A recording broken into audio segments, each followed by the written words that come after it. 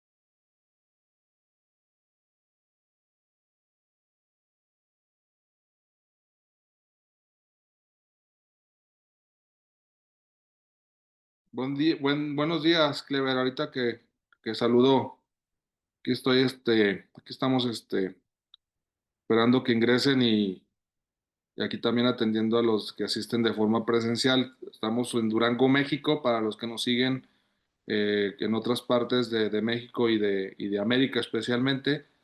Siempre aquí ponemos para si hay alguna cuestión, alguna pregunta, y siempre la bienvenida, ¿verdad?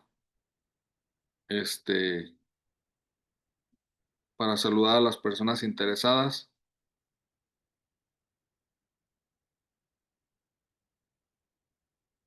Y también Muy atendemos. amable, muchas gracias. Le decía buenas tardes o buenos días porque estoy Sí, desde Ecuador. Aquí es 12:30 del mediodía. 12:30 en Ecuador, mucho gusto. Muchas gracias por la invitación. Sí, estamos a la orden.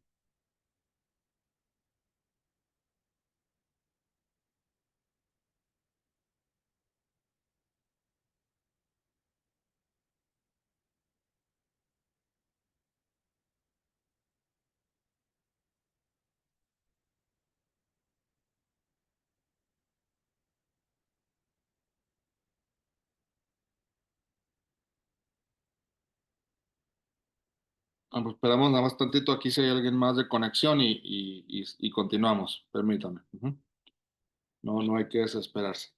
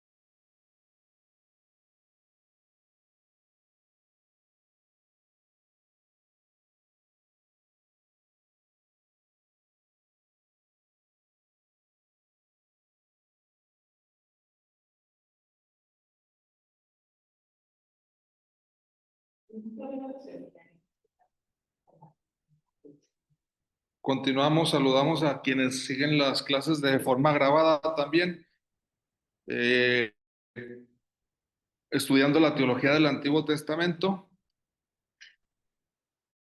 Ahí está también cualquier duda, necesidad que surja en el WhatsApp. Con gusto resuelvo las que, que surjan. También se da acceso a plataformas donde hay más recursos, libros de texto y quien quiera profundizar algo más a través de un correo electrónico como hemos comentado.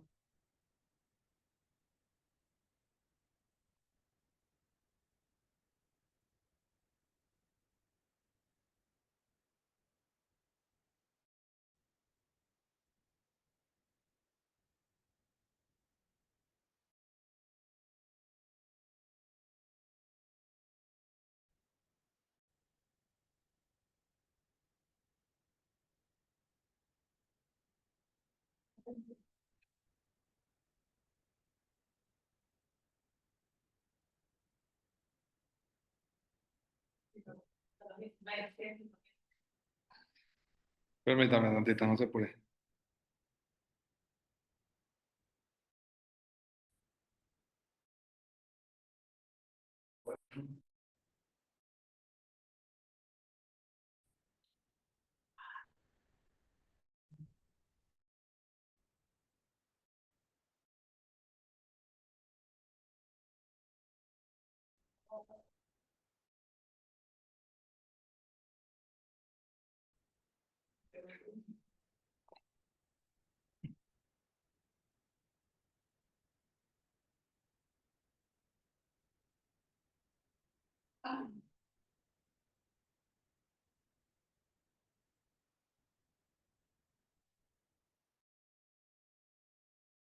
Para lo que vamos a ver en esta clase, es bueno, recomendable, si alguien profundiza, ahí va a estar, o sea, pasar compartir este libro.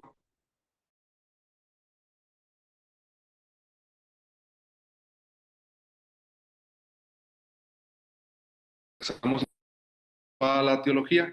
Él tiene muchos más elementos relacionados con el profetismo bíblico, pero ya el mismo título es interesante porque nos presenta no solo profetas, sino es un fenómeno el profetismo. No solo libros proféticos, sino la teología abarca mucho más que los libros de los profetas. Es por seguir profética que Moisés se reconoce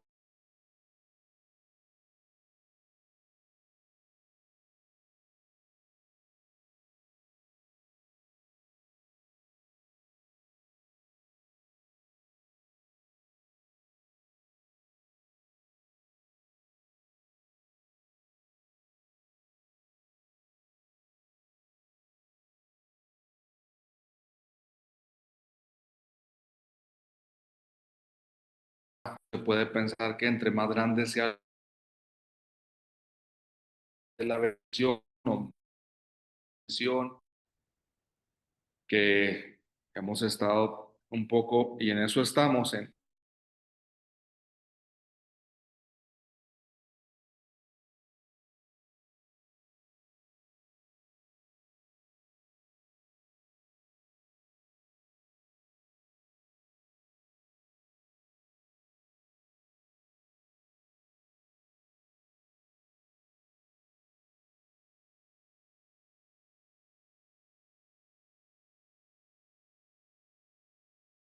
escuchen bien.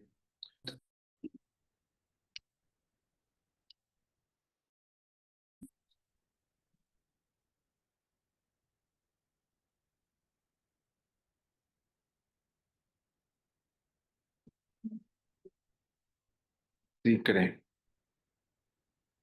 por si alguien ya lo descarga ahí de una vez.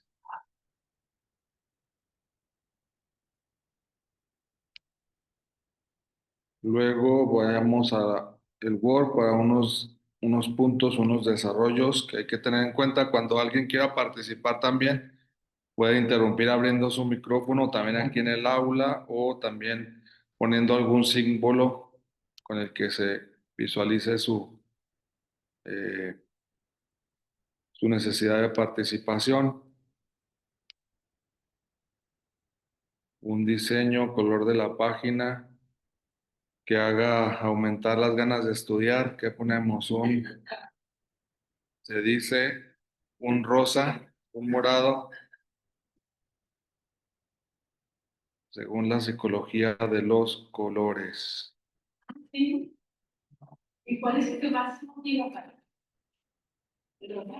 El rojo es peligroso, como siempre, a lo largo de la historia. Altera, dicen, no es recomendable pintar las escuelas con rojo para los niños, pero quizá para los adultos sí. Esas son las cuestiones a resolver también. Colores para niños y colores para adultos, ¿verdad? En números 22 se nos presentan algunas características del fenómeno profético que son muy importantes porque se irá creando la concepción de que un profeta tiene un poder especial que no tienen los demás hombres, los demás personajes. Y en la Biblia especialmente, sobre todo, Balán nos presenta varios aspectos de esta dinámica. Digo porque Moisés es profeta pero su labor, digamos que el pueblo lo va identificando como un mediador entre Dios y ellos. Y decíamos que especialmente porque habla de parte de Dios y habla con Dios, ¿no? Pero Moisés no se mete en problemas de andar como por su gusto, que lo contraten, porque aquí la novedad en Balán es que es un contratado, se busca al profeta para, pues es un hombre buscado para bendecir.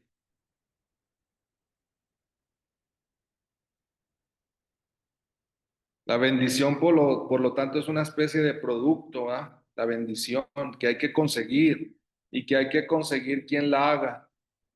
E insisto, pues es que todo esto forma parte muchas veces hasta la actualidad, o sea, la teología profética no está muerta ni mucho menos. Hay bendiciones que son diferentes a otras bendiciones, es sin lugar a dudas, es así. Y hay bendiciones que son diferentes también quien la haga. Y hay cosas que solo pueden bendecir determinada persona y así es todavía, ¿no? Y aquí inicia esa dinámica, ¿no? Llaman a Balán para eh, bendecir o maldecir, en este caso maldecir al pueblo de Israel, ¿sí? Otro versículo, obviamente no podemos detenernos todo en la narración, son aspectos proféticos que nos interesan. Dice en el 22:31 de Números que el Señor abrió los ojos a Balán. Miren, por primera vez en la Biblia estamos trabajando un tema muy interesante, abrir los ojos a, porque el fenómeno profético, una de las maneras de entender a los profetas son también llamados videntes, que es una palabra que se sigue usando hasta la actualidad. También hay gente que se dice vidente o gente que buscan por vidente, pero ¿dónde surge? ¿Dónde empieza a surgir ese dinamismo? Dentro de la misma Biblia en 22:31 dice que el Señor le abrió los ojos. Quiere decir que en el fenómeno profético interviene una posibilidad de ver algo más, ¿sí? Ver algo más. El Señor le abrió los ojos. ¿Qué busca la Biblia? Yo les he comentado que una clave de la teología profética bíblica es que Dios tenga el control a como dé lugar. Eso es muy importante dentro de la teología bíblica profética. Aún así, aunque haya profetas con poderes, que esos poderes estén sometidos a Dios. Así, aunque Balán sepa bendecir y maldecir, que el Señor sea el que le abra los ojos. O sea, por lo menos no va a eliminar el fenómeno profético, no, pero Dios tratará siempre de mantener el poder, de ser el Señor que controla a los profetas. Esa es una pista que hay que tener muy en cuenta. Cuando el Señor le abrió los ojos a Balán, vio a un ángel del Señor en el camino.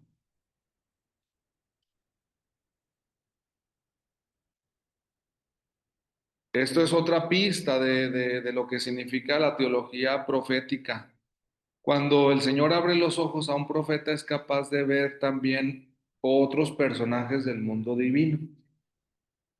Otros personajes del mundo divino.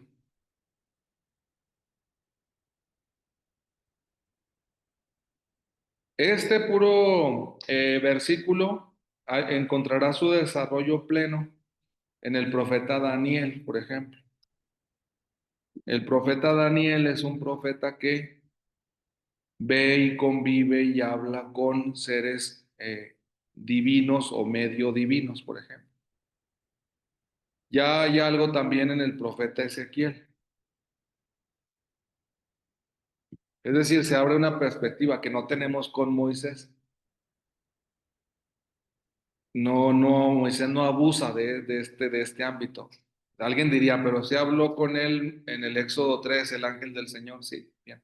Pero se nota que es un relato vocacional. Hay unas diferencias. Una cosa es el relato vocacional, que forma parte también del fenómeno profético, como Isaías, que aparece su vocación y hay unos serafines, pero otra cosa ya es que uno ya siendo profeta sistemáticamente hable con los ángeles o con seres semidivinos, ¿no?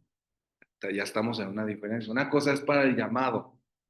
Es decir, a Isaías no lo vamos a volver a ver hablando otra vez con, bueno, esa vez tampoco habla con los serafines. En la vocación recibe con un tizón el carbón para que se purifiquen sus labios, pero aquí lo que estamos es que alguien pueda ver, y aquí dice algo más, hablar, oír a un ser semidivino, porque le dice, el ángel del Señor le dijo, ¿por qué has pegado a tu burra por 3 veces? Ya estamos en otros niveles. O sea, el ángel es capaz de entablar un diálogo, una conversación con Balán, que no va a tener, o sea, esas son, insisto, posibilidades que no cualquiera tiene. No cualquiera tiene. Y aquí vamos encontrando aspectos de la profecía que nos interesan. Balán respondió al ángel del Señor, versículo 34, que dice que Balán también puede responder, porque podía solo oír. Aquí tenemos modelos, fíjense la relevancia de todo esto, porque hasta con María, el modelo de la Anunciación, pues es semejante, un diálogo entre un ángel y un personaje. Aunque no sea profeta, hay un ejercicio profético. Entonces estamos aprendiendo que a veces incluso no siendo profeta, ciertos personajes realizan ejercicios proféticos. Zacarías también en el Evangelio de Lucas habla con el ángel Gabriel y hay un diálogo. Entonces, fijémonos cómo hay repercusiones desde el Antiguo Testamento de posibilidades que en el Nuevo Testamento se aplican a otros personajes que no son estrictamente profetas y que eso hace pensar que han subido de nivel o al menos están subiendo de nivel. En este caso, Zacarías y María están entrando en un ámbito en el que no entran todos los otros personajes, solo ellos, sin llegar a ser estrictamente profetas. Dice, Balán respondió al ángel del Señor, he pecado, no sabía que eras tú. Esa frase es fundamental porque se llaman lo que les insisto, son frases de control en la Biblia, frases de control. Ustedes pueden localizar muchas frases de control. O sea, Balán, por muy profeta que sea, por muy capaz de bendecir o maldecir, él no lo veía, no sabía que eras tú quien me cerraba el paso.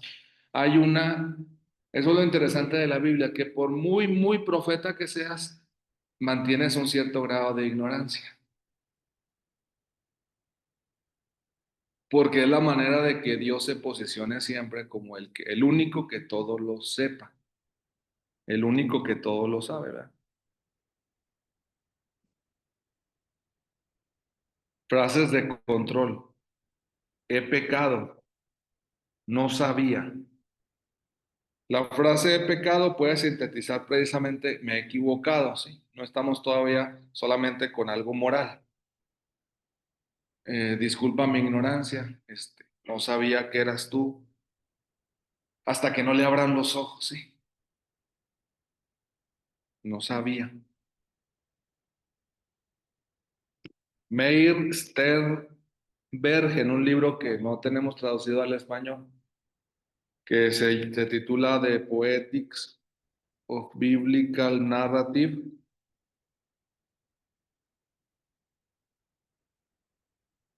presenta lo que se llama este tipo de ideología del control o frases de control. Porque él encuentra en la teología de los dioses griegos, destaca sobre todo, dice Stenberg, una comunicación del conocimiento, donde hay gente que sabe lo mismo que los dioses y donde los dioses a veces ignoran cosas que los mortales saben. Dice Meir Stenberg que en el caso bíblico se trata de cuidar mucho eso, que en ningún caso Dios sea más ignorante que los personajes. Y es por eso muy interesante este tipo de metodología, porque hasta cuando diga Jesús, ni el Hijo del Hombre lo sabe, se mantiene la misma dinámica, donde le da la autoridad máxima de conocimiento al Padre. Y San Juan se esforzará por repetir una y otra vez que el Hijo da a conocer lo que el Padre le ha dado a conocer. Ese todavía abre muchas más reflexiones en la teología del Nuevo Testamento.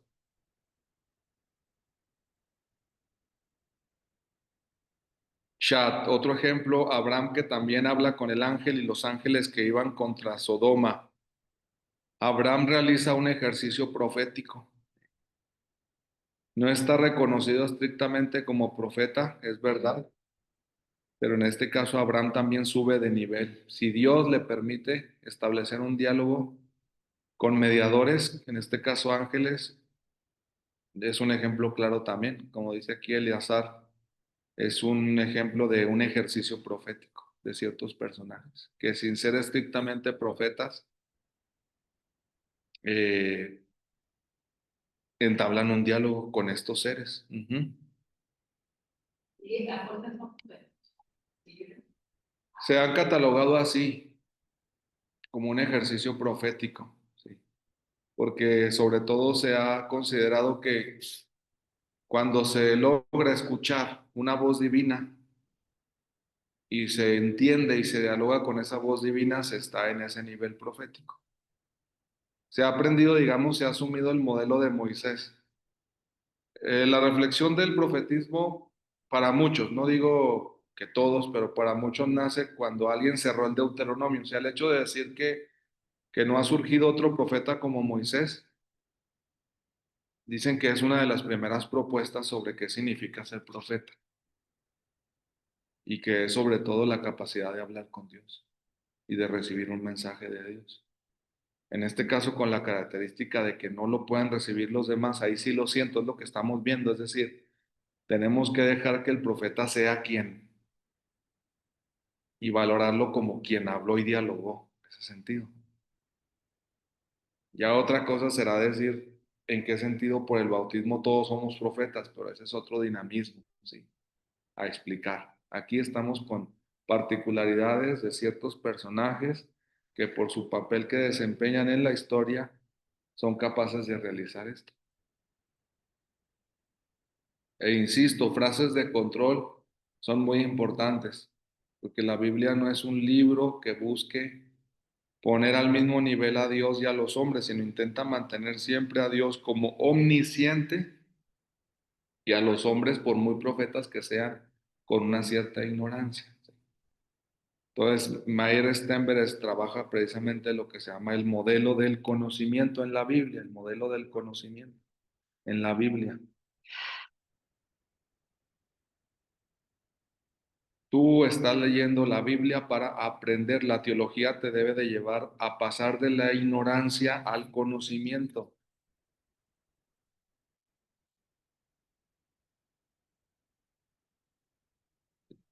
de la ignorancia al conocimiento. Siempre te va a tratar de llevar en cada pasaje a un conocimiento. Balán, por ejemplo, aquí en su forma en que Dios le abre los ojos, está trabajando eso. Yo no sabía. Le dice al ángel, yo no sabía.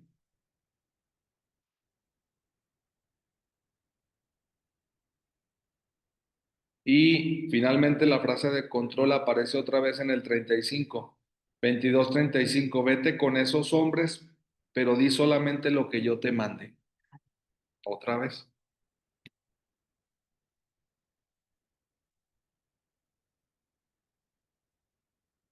La boca de Balán se pone al servicio del ángel o de Dios y en cuanto a imagen de Dios.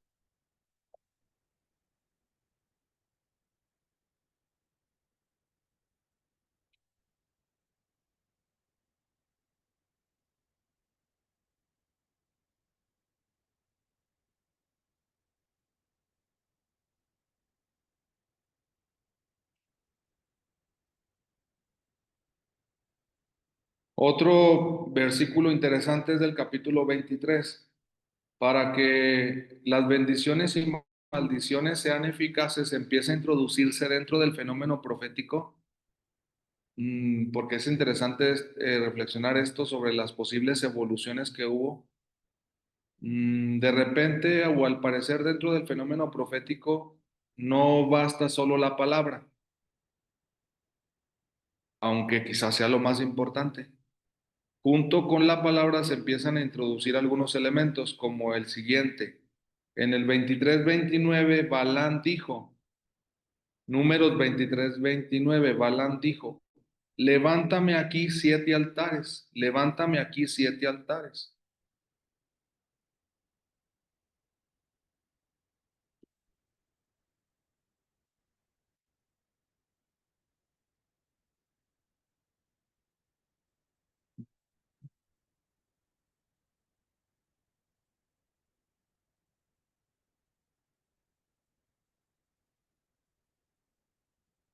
Empezamos a entrar en un dinamismo también de números.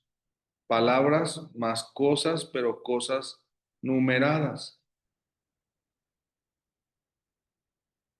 Y prepárame 7 novillos.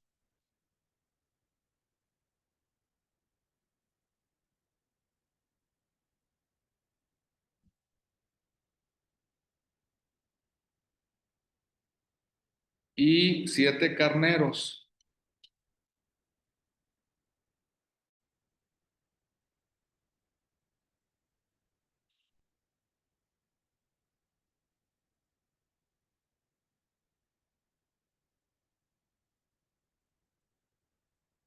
Es muy interesante todos estos relatos. Casi cada versículo nos va dando muchas pistas de lo que significa el fenómeno profético.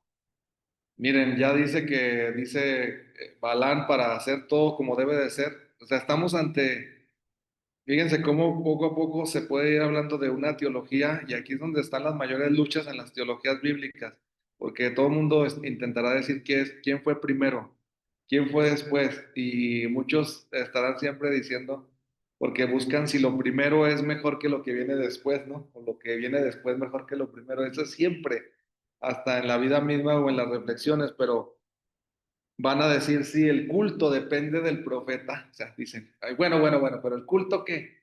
Depende más, no dependerá del fenómeno profético. ¿Quién fue el que pidió cosas, no?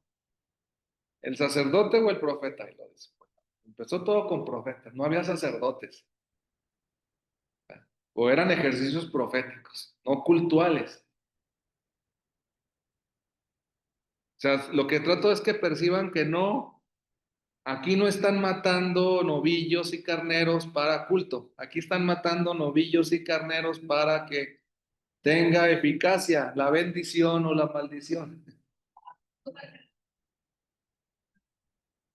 Y aparte, no es quizá estrictamente en este caso un ejercicio sacerdotal, o sea, no se está matando, no se está estrictamente hablando como ofrenda, estamos matando para...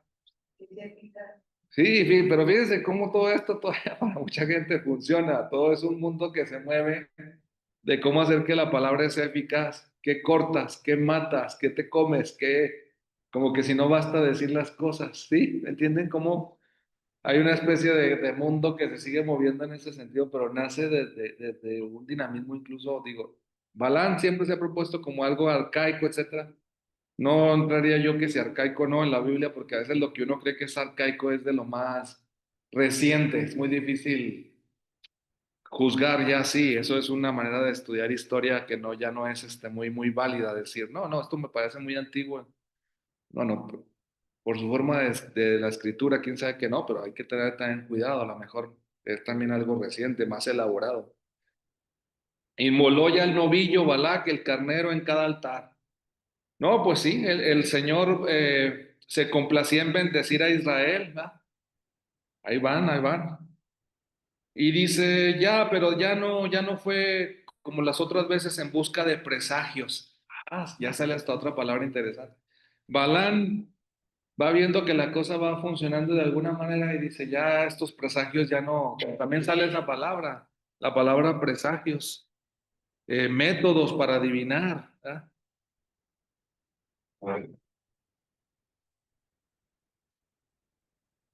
24:1, métodos para adivinar. Sino que dirigió su mirada al desierto, dice. Y entonces, cuando vio el desierto, levantó los ojos. El Espíritu de Dios vino sobre él. Otra frase importante, Números 24:2.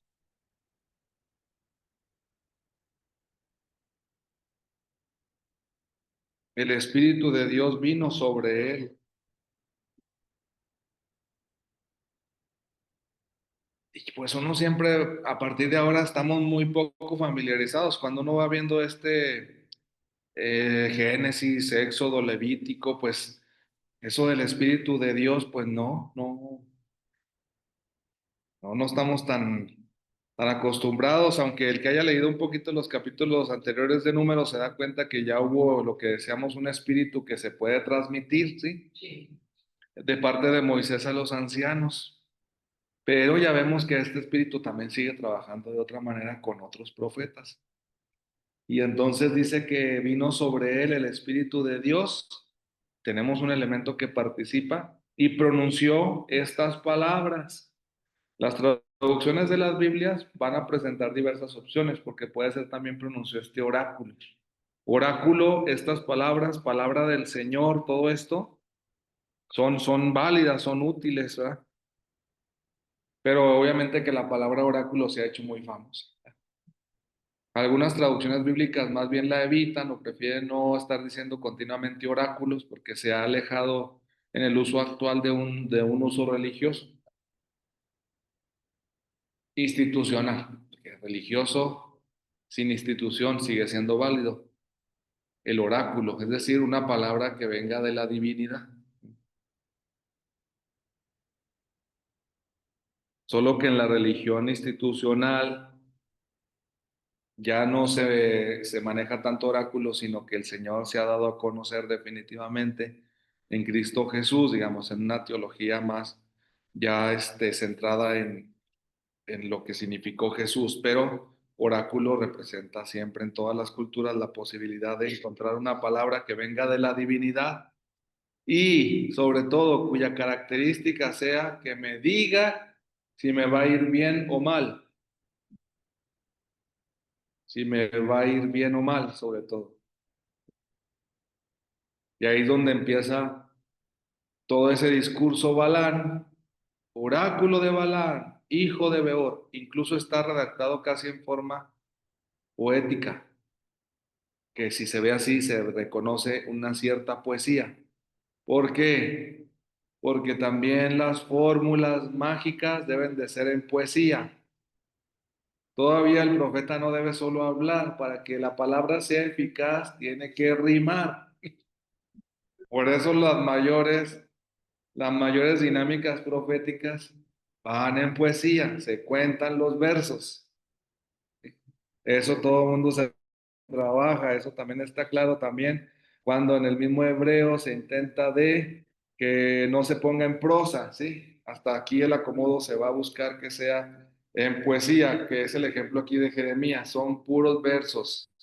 No están frases y se cortan donde se termine el verso.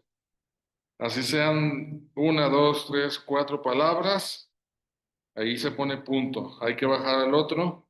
Se hacen separaciones para ir marcando los versos, porque la profecía tiene que darse a conocer de esa manera, no en prosa. Esto es prosa, todo pegado. Bueno, estas son listas de nombres. Aquí en Samuel y estos otros, aquí, todo pegado, Samuel. Miren, todo seguido, todo seguido. Pero no son proféticos, ¿sí? Cuando ya una dinámica quiere ser profética, hay que esforzarse por hacer poesías. Este es de Isaías. Ahí está, Isaías, miren, se ve luego. Frases cortitas.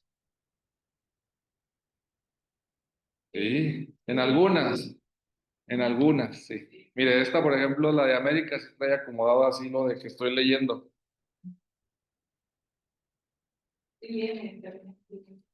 La de nuestro pueblo y así otras. Mm, Jeremías, también. Frases cortas.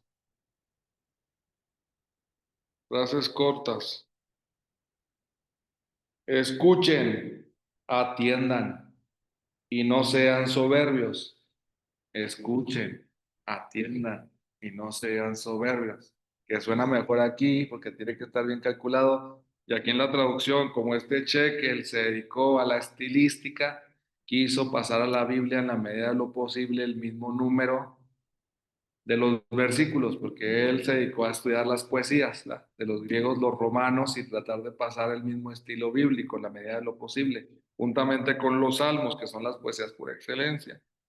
Y luego, den gloria al Señor su Dios antes de que oscurezca, antes de que tropiecen sus pies. Eso, sinónimos.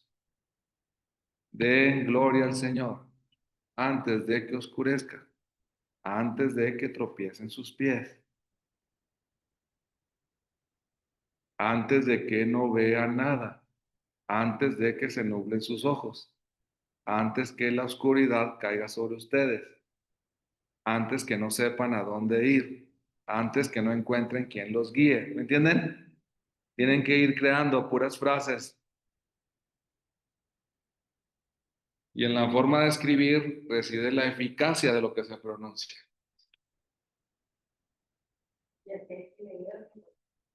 Ya no les digo más porque todavía hay más.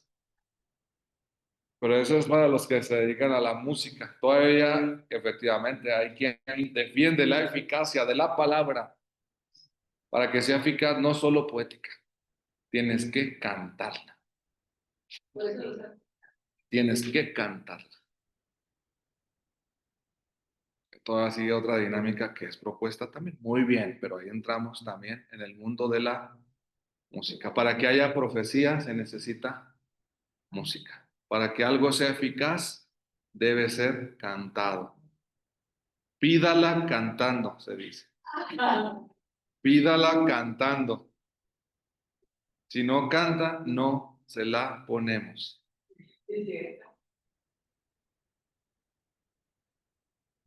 Es un mundo que se mueve hasta la mercadotecnia.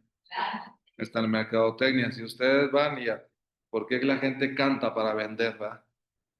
Nada más diga lo que trae, ¿para qué canta?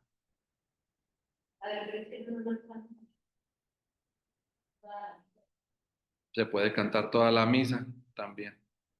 Son dinámicas de mundo profético sobre la eficacia de una palabra, más altares, más 7 altares, más 7 carneros, más 7 novillos, más el espíritu que venga, ya no buscar presagios, decir un oráculo, decirlo en poesía e incluso llegar a cantar. Todo eso se puede tener en cuenta.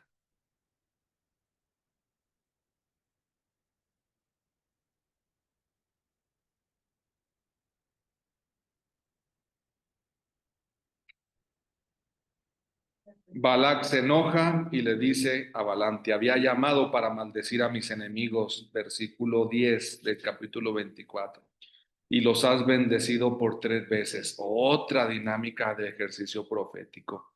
Ya los has bendecido por 3 veces.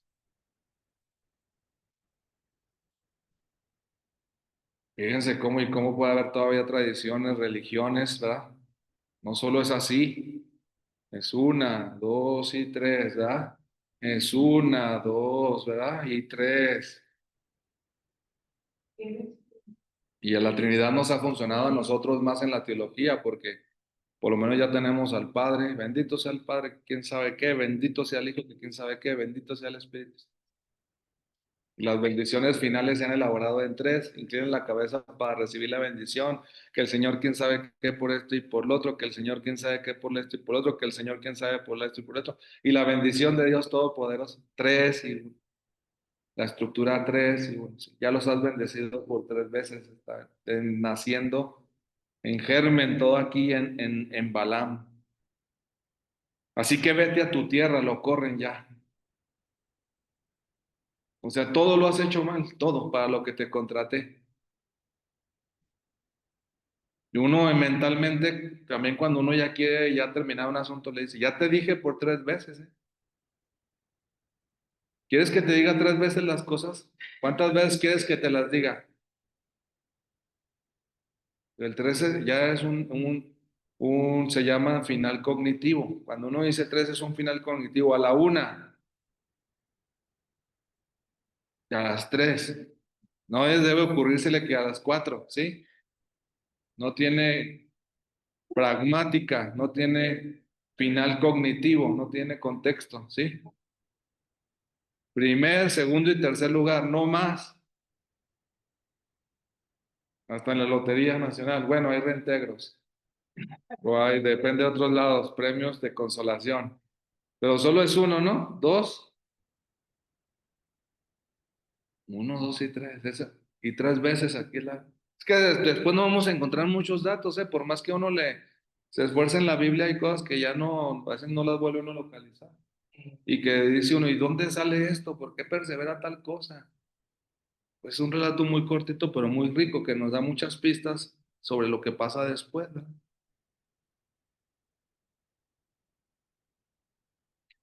Balán corrobora lo que hemos dicho, versículo 13: aunque me dieras tu palacio lleno de oro y plata, yo no podría contradecir las órdenes del Señor. Eso es lo que dice Meir Stenberg.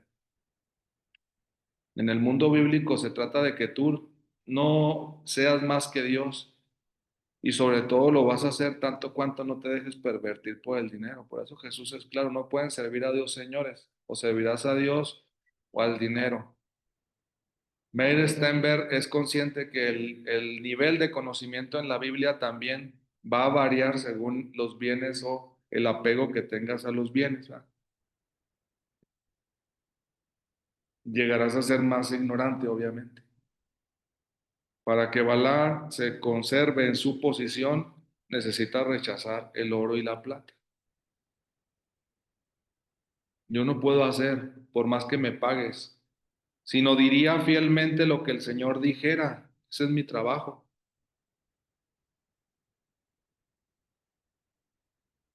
Balaam regresó a su tierra y Balac se fue por otro camino. Termina diciendo en 24-25.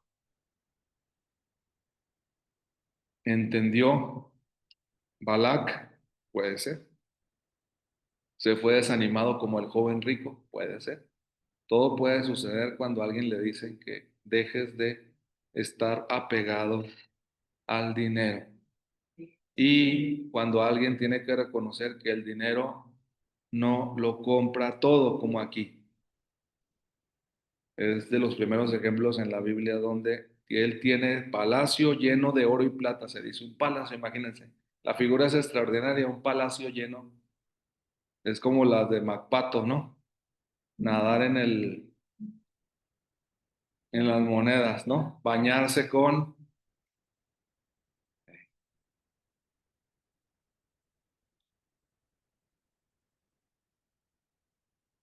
estos datos es posible enfrentar en la teología la aceptación, por lo tanto, en Israel de profetas que hagan prodigios. Ese es uno de los puntos de la teología profética. Los primeros profetas que se detectan son sobre todo profetas que hagan prodigios. Lo encontramos en Elías y en Eliseo. En primer libro de los Reyes, capítulo 17, ahí encontramos el inicio de este dinamismo, una, una teología profética que acentúa o que pone en el centro los prodigios, ¿verdad? Se ve que dominó mucho este modo de hacer profecía, de hacer profeta, teología profética vinculada fuertemente con los prodigios, con los milagros.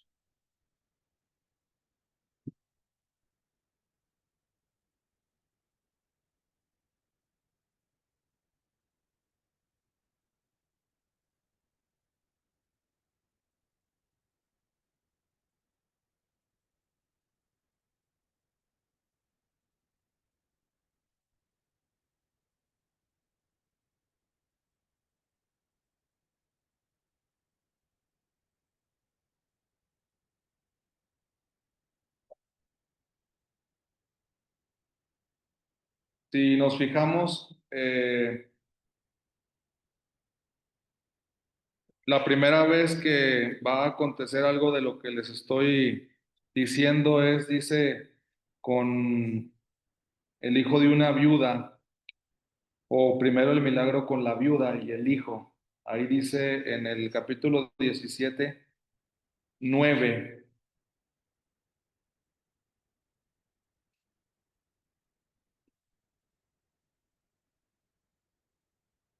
Levántate y vete a vivir a Sarepta de Sidón. Yo ordenaré a una viuda de allí que te alimente. Nosotros en la teología lo que estamos siguiendo, por eso se llama teología del Antiguo Testamento, es cómo Dios va dirigiendo la narración o la historia o el control. Aquí tenemos otra con claridad. ¿Quién manda? ¿Quién es el que dice a Elías lo que tiene que hacer Dios? Entonces, insisto con eso, porque así Elías haga los milagros que le dé la gana, Dios trata de mantener el control siempre. Eso es muy importante detectarlo. De él depende yo. Y dice que se vaya porque yo le voy a ordenar a una viuda de allí. O sea, Dios le va a mandar a una viuda. Aquí las preguntas que surgen es esperar a ver cómo descubrimos cómo le hace Dios para hablar con la viuda, cómo va a ser la situación, porque no está tan fácil la narración, ¿verdad? Pero así va, así dice, yo ordenaré, que es lo que a nosotros nos interesa. 17:9, yo mandaré o yo arreglaré las cosas para, es todo lo que puede significar esto.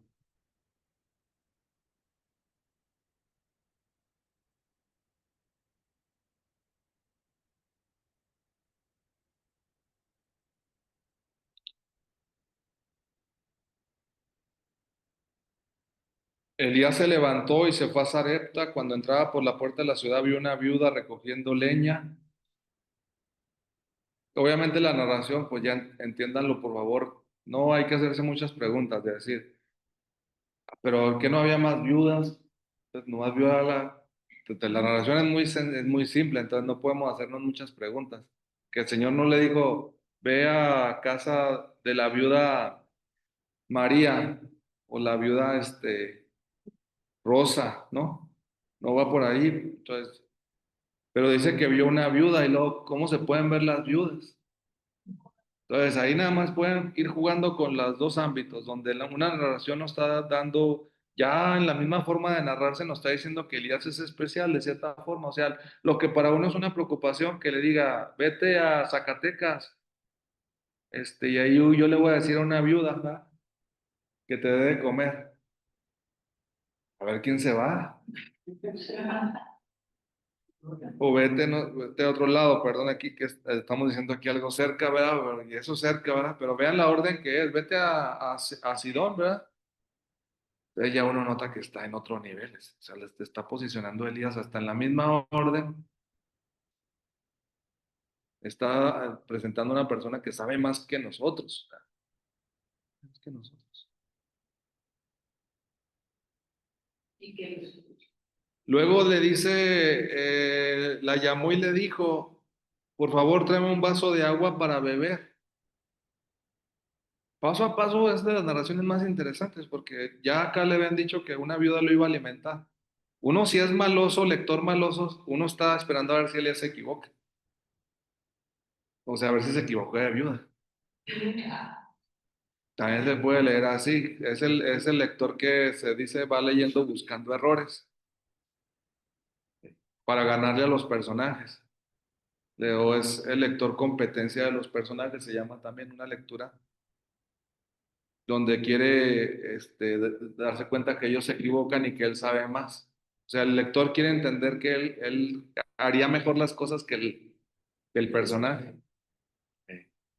Y o en el caso del cine es ya cuando alguien sabe más y ya empieza a gritar, no, no vayas por ahí. ¿Ah? No, no vayas por ahí. ¿Ah? Cuando ella iba por el agua, Elías le gritó, tráeme también un poco de pan.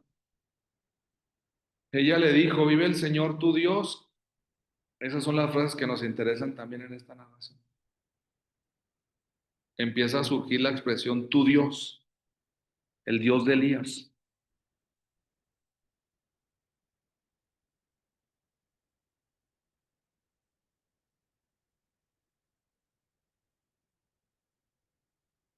Por lo tanto, vemos que no ha sido lineal eso de que la viuda alimentará a Elías, no ha sido lineal en el sentido de que la viuda no se presenta diciendo, ya el Señor me había avisado que vendrías para comer.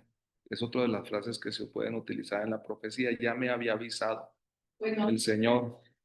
En este caso, ve que yo le voy a ordenar a una viuda, queda, no se llama lineal, tiene que intervenir Elías para que se cumpla la alimentación. Se requiere una intervención de Elías.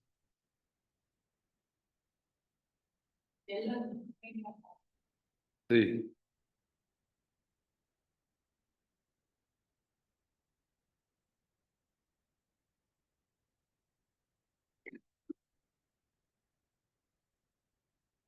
gracias. Se requiere una intervención de Elías.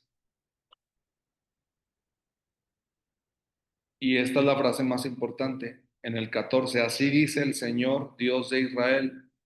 No dice Dios mío. Ahora Elías habla del Dios como Dios de Israel. Porque así dice el Señor Dios de Israel, no faltará harina ni aceite. Entonces, para que la viuda alimente a Elías no fue lineal o directa, que se llama. Es indirecta porque interviene Elías para que lo que Dios dijo que iba a hacer se haga, ¿sí? A ver si más o menos me entienden. Es indirecta porque tiene que intervenir Elías para que lo que Dios dijo que iba a hacer se haga. Hay que a veces acostumbrarse a esto, a cumplimientos directos y cumplimientos indirectos porque así funciona la teología. Habrá ocasiones en que la teología acentúe una intervención directa de Dios y en la que otra que intervenga, que para que se cumpla lo que Dios ha dicho, tiene que intervenir el profeta o un mediador, ¿sí? También así se cumplen lo que Dios ha prometido. Pero aquí ya, o sea, aquí te notamos que porque el Señor tu Dios, aunque ya le había dado la orden, ¿no? Vive y a ver tu Dios, que no me queda más. Más bien, si usted aquí en el aula preguntan, ¿vive Yahvé tu Dios? En este caso no se interpreta como que le haya avisado, se interpreta como que la viuda reconoce que no lo puede alimentar, lo cual complica la orden que se le había dado. O sea, vive tu Dios que no tenga. Pero como sabía que él era el profeta de Dios. Muy bien, esa no tenemos respuesta ahí. Preguntan aquí también en el aula, ¿cómo sabe ella que es el Dios de Elías? Aquí, posibilidades que tenemos, que el personaje secundario entre a formar parte del control que ya tiene el personaje principal, donde en lugar de presentar un personaje secundario ignorante, o sea, la narración podría ir así, y la viuda vio a Elías y le dijo, ¿quién eres tú? Buen hombre, extranjero. Te veo muy acabado. Entonces la narración también sube de nivel a la viuda para que uno detecte, no se vaya por esos problemas, sino que uno detecte que sí es la viuda de la que había hablado Dios. Porque recuerden que el problema que nos planteó es a cuál viuda va a encontrar en principio. Sí. Y ahí, aunque, como usted dice, intuye que Dios le avisó, como eso está borrado, o sea, no lo sabemos, lo que intuimos es, sí, eso sí está claro que ella la subieron de nivel, es decir, sabe que de alguna forma que Elías tiene un Dios. Y Elías corrobora esa presencia de Dios cuando dice, así dice Dios de Israel, no el de Sarepta. Ahí, por ahí va más o menos la cuestión de lo que usted pregunta. Por lo menos a la viuda no la dejan en la ignorancia total. Por ejemplo, y la viuda vio a Elías y salió corriendo. También podría haber sido un hombre, ha llegado un hombre, ¿verdad? Cuidado, cierren las puertas, o ha llegado un ladrón, ¿verdad? ¿Sí me entiendes? La narración puede ir por otros hilos. Sí, pero tiene usted razón, cómo la viuda ya está posicionada en un... mire, ese ejemplo es muy bueno porque ese es el mismo del Nuevo Testamento en cierta manera que cuando Jesús se enfrenta a los endemoniados, ellos saben mucho de él. Aquí has venido a destruirnos, ya se posicionan en un nivel superior de conocimiento. Ya ellos saben quién es Jesús. Sí. O sea, mediante la forma de narrar y con el conocimiento que se tenga, se puede subir a los personajes de nivel. Quiere decir que ahí se evidencia que Dios habló porque dio a conocer a la Se puede sacar, preguntan aquí en clase que de alguna forma Dios le dijo algo a la viuda. Se puede ir por ese nivel. Lo que pasa es que no vamos a encontrar una respuesta cierta. Lo que sí a nivel de narración apoya su pregunta, Adriana apoya su pregunta porque a nivel de narración el narrador puede dar la oportunidad a un personaje de saber lo que Dios quiere poniendo estas frases.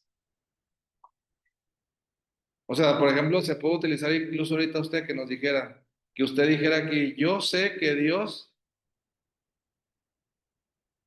nos salvará, ¿no? Y entonces uno puede decir, Adriana, ¿cuándo se lo dijo eso? ¿Dónde? Entonces, pero narrativamente hablando ya es suficiente. Es decir, posiciona a Adriana con un conocimiento que no tenemos los demás. O sea, narrativamente hablando, eso es suficiente sin resolver la siguiente cuestión. Adriana dijo que ella sabía que Dios nos iba. Sí,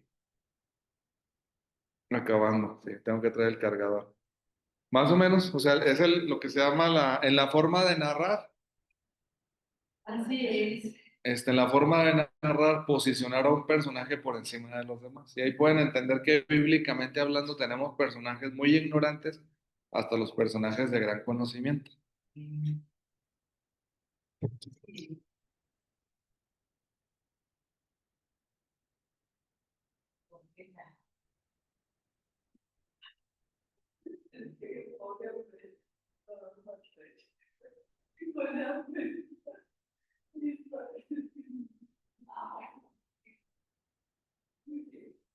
Sí, porque viendo que yo y luego la para preparada.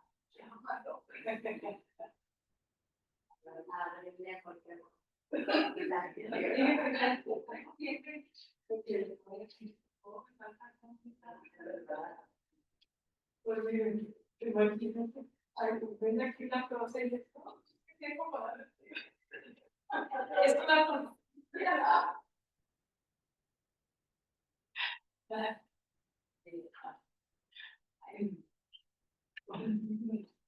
Para que vayan pues en definitiva aprendiendo que si quieren ser profetizas, pues ahí tienen varios elementos. Para todos sirven las clases, ¿verdad?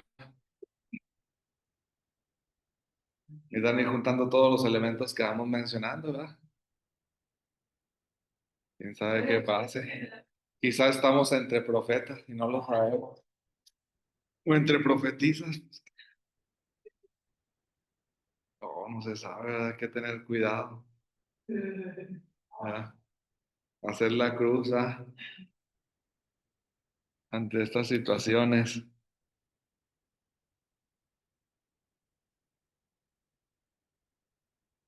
A ver si hay algún problema que alguien no haya podido conectar.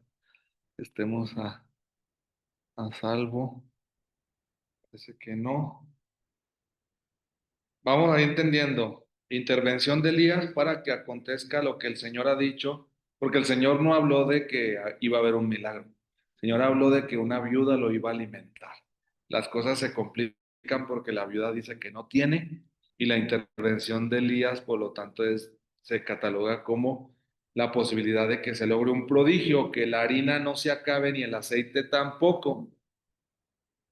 Y dice que hubo comida para él, para ella y para toda la familia durante mucho tiempo. No faltó harina ni aceite, según la palabra que el Señor pronunció por medio de Elías, que es lo que a nosotros nos interesa. Que al final de cuentas descubrimos que Elías no hablaba por él, sino que era real, que él dijo, así dice el Señor Dios de Israel, y por lo tanto el narrador confirma, sucedió como Dios lo había dicho por medio de, es clave eso. Eso es clave para lo que estamos estudiando. Que teológicamente hablando, Dios es capaz de hablar por medio de.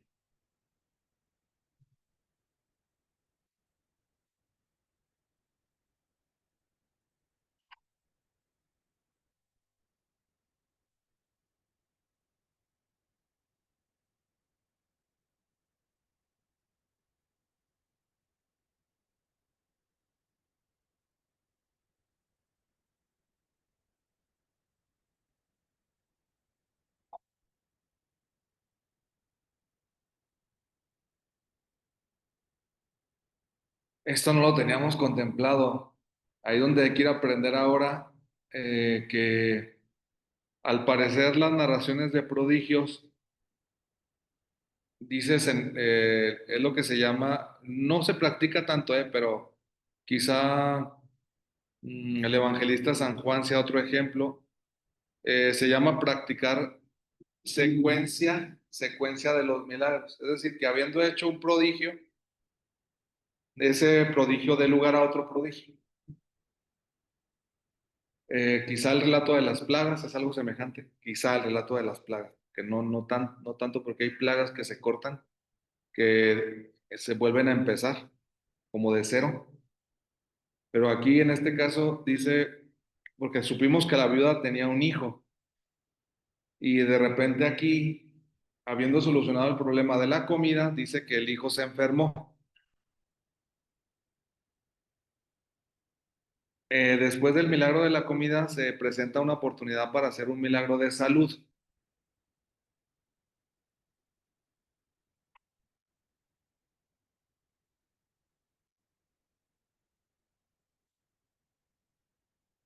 O de sanación. Es lo que les digo, una secuencia de milagros, de prodigios, que un prodigio dé lugar a otro prodigio. No es que estén estrechamente vinculados, no se trata de que alguien, porque alguien va a decir, claro, le hizo daño la comida al niño. No, no se puede, porque alguien lo ha planteado así, porque como la viuda le dice, les digo, es que son todas las posibilidades que el lector tiene a la mano, como le dice, ¿qué tienes contra mí, hombre de Dios? ¿Has venido a mi casa para recordarme mis pecados y dar muerte a mi hijo? Entonces dicen algunos, claro, la harina y el aceite se echaron a perder. No se trata de establecer así la secuencia, sino darnos cuenta que la viuda tenía un hijo y este hijo se enfermó. Sí, estrictamente no se nos dice la causa.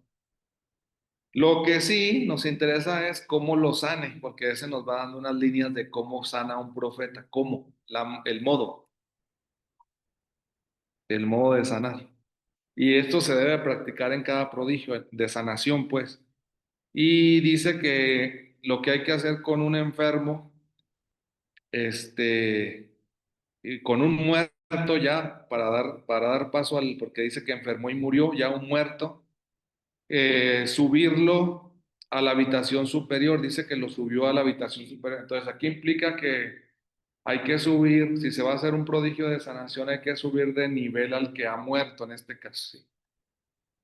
Se ha interpretado y da la sensación de que el subir de nivel espacial da la posibilidad de entrar en el ámbito de Dios. Es lo que más o menos se ha aceptado. Si uno, por eso después las ofrendas hay que subirlas en lo alto, por eso hay que ir a las montañas. O sea, de que dónde puede actuar más Dios, si abajo o arriba, arriba, ¿sí? Es como algo también o sea, si uno es profeta, haga las cosas arriba. Es como una dinámica, no aquí abajo, ¿sí? Entonces, todos los que tienen casas de un piso no pueden ser profetas, según este modelo. La viuda tiene 2 pisos mínimo y lo subió al piso superior, ¿sí?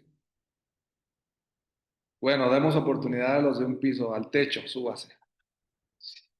Pero aquí es una habitación superior, ¿sí? Ahí está claramente, habitación superior. Porque va a ser un modelo que se repite, incluso hasta, se habla incluso posiblemente de Pentecostés, de esta dinámica del piso superior. Ese lugar, dice ahí, tomándolo la habitación superior donde él dormía. Entonces aquí hay otra pista, porque además que el lector estaba intuyendo que subir implica un nivel de Dios, al mismo tiempo es el lugar donde él estaba, el Hijo. El profeta está apuntalando una cuestión que se llama la sanación por contacto con los objetos que el mismo enfermo y muerto usaba. No puede ser cualquier habitación superior, no se puede subir a cualquier lugar, se tiene que subir a un lugar donde o Dios ha estado o yo he estado. Ese se llama repetir, un contacto de repetición. ¿Sí? Como es la dinámica de volver a un lugar, a volver a un lugar es que ya uno haya estado. Pero es parte del, por ejemplo, si, no sé, una refacción, lo que quieran, lo pueden conseguir en varios lados, sí. Pero es posible que se genere, miren, lo malo es que con esto a veces da uno ideas muy, luego hay gente muy ocurrente que sí les va a hacer o creer así de a tiro. Pero es donde hay un dinamismo especial. Si yo voy a comprar esa pieza donde yo ya había comprado anteriormente y que la persona que me la vendió esté también vendiéndomela, necesito mínimo 2 elementos, que la cosa que yo había comprado vuelva a comprarla en el mismo lugar y con el mismo vendedor. Hay una especie de fuerza, poder que genera que eso va a estar bien, no sé, algo así, ¿sí me entienden? O sea, Elías no puede dejar tirado a este muerto ni abajo, tiene que ser arriba porque ahí es donde él dormía. O sea, son detalles, les digo, que son de ejercicio profético, de un dinamismo que está ahí, que sí puede estar presente en varias personas. Entonces la gente va a un lugar, ya no vio al mismo que le había ofrecido eso, ya se pone nerviosa. No sé, ahí muévanse, pero les digo, no quiero dar muchas ideas, pero porque si no ahora van a andar yendo. No está asomándose, no está fulana. Ay, no, vengo después. No, todavía no está fulana. Pues ya lo luego. Pero aquí hay un dinamismo donde Elías necesita regresar al muchacho por contacto al mismo lugar donde él habita, pero en este caso coincide que es la habitación superior. ¿Sí?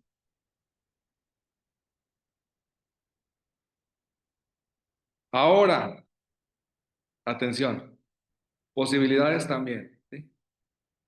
Porque también se juega esto en las lecturas. Que también sea la habitación de Elías,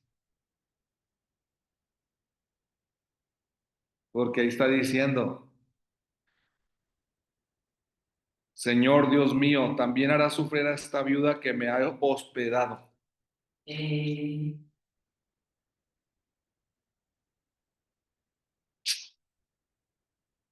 Sí. Entonces ya ahora tenemos una doble posibilidad. Que el profeta no está regresando al muchacho a donde el muchacho dormía. Elías se está llevando al piso superior donde es Elías el que se quedaba. ¿Sí se fijan o no? Sí. Las posibilidades que está dando el texto. Y lo acostó en su cama. Se abre la posibilidad, no en la cama del muchacho, Sí. en la cama de... Que ahí está el problema. La cuestión está ahí, es que también que me ha hospedado, pero alguien puede decir, no, pero lo hospedó abajo.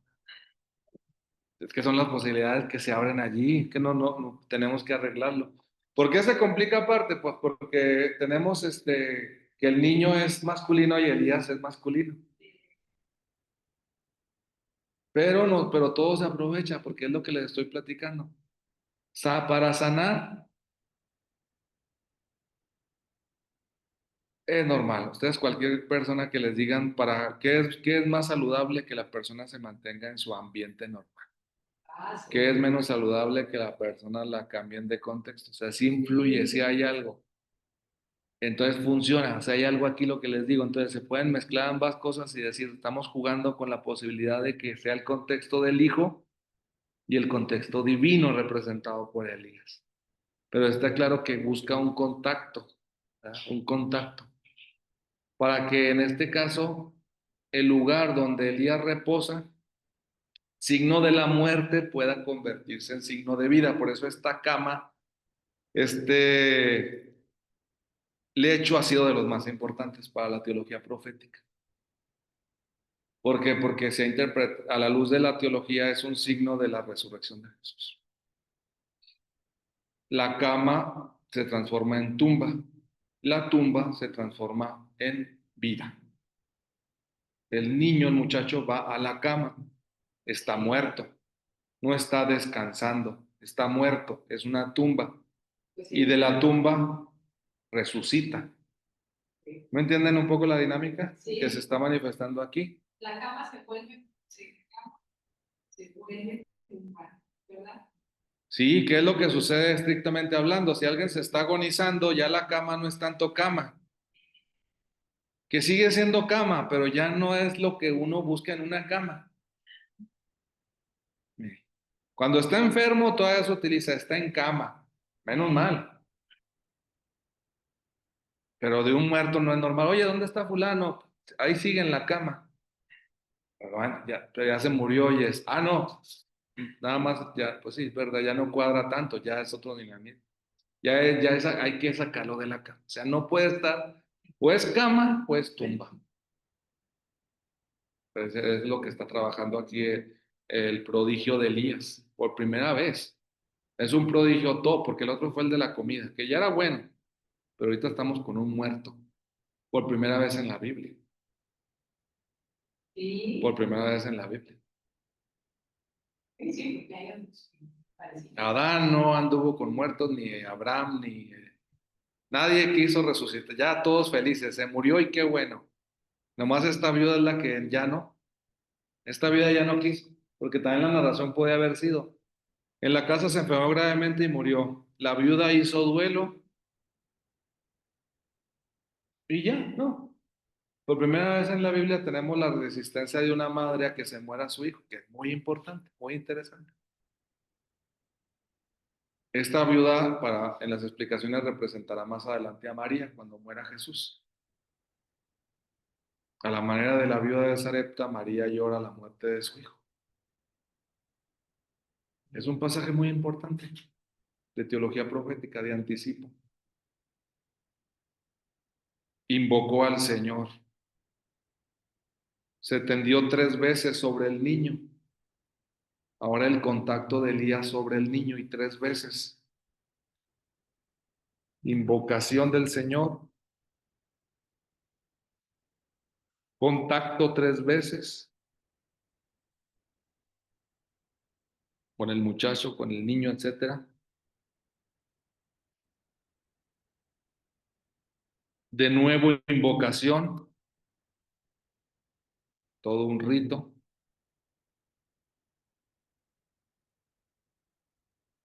Señor Dios mío, En la otra invocación fue, también hará sufrir a esta viuda que me ha hospedado, hará sufrir a esta viuda. La siguiente invocación, Señor Dios mío, devuelve la vida a este niño. No Dios de Israel, Dios mío. Cambió la situación de la comida.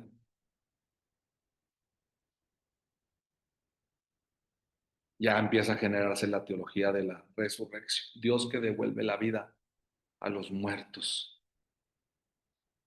El Señor escuchó a Elías y el niño volvió a la vida. El Señor escuchó. Ya tenemos una novedad. Dios escucha a los profetas. Yo sé que siempre me escuchas, dice Jesús. Esa seguridad del Dios que escucha a los profetas.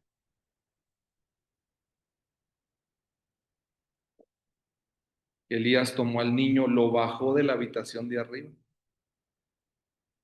se lo entregó a su madre, que es la misma expresión que se retomará en el Nuevo Testamento de Jesús con Juan y María. Allí está tu madre, allí está tu hijo. Entregar, porque el discípulo es ese signo de la resurrección de Jesús. Ese discípulo amado se ha representado no solo como Juan, sino la representación de la resurrección, que también va a la tumba cuando resucita Jesús. Es otra línea que está ahí de investigación. Entregar al muerto a la madre, entregar al niño que ahora vive, y se acentúa para que no quede duda, aquí tienes vivo a tu hijo.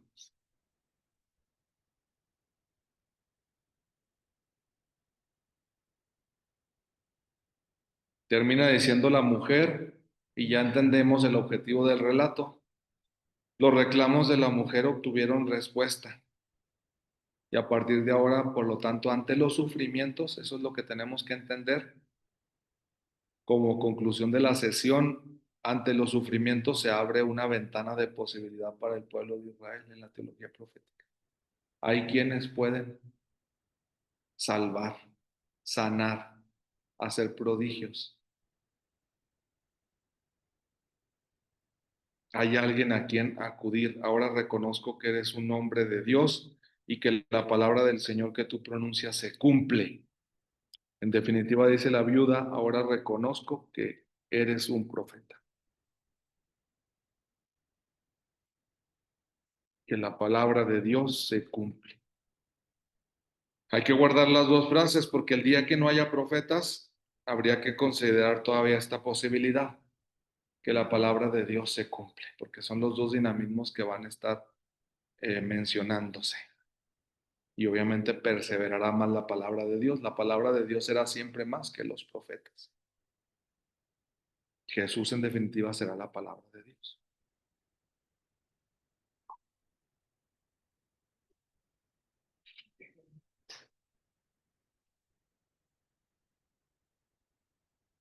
Nuevamente, para quienes están de forma virtual, y agradecemos quienes ven las clases grabadas, cualquier cosa, de dudas o problemas con la plataforma, comunicarse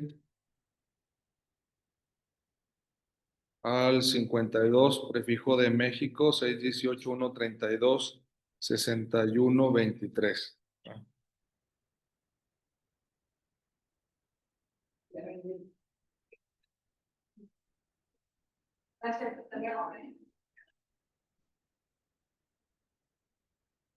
Gracias a quienes estuvieron de forma directa en Zoom, virtual. Cualquier duda también estamos a la orden.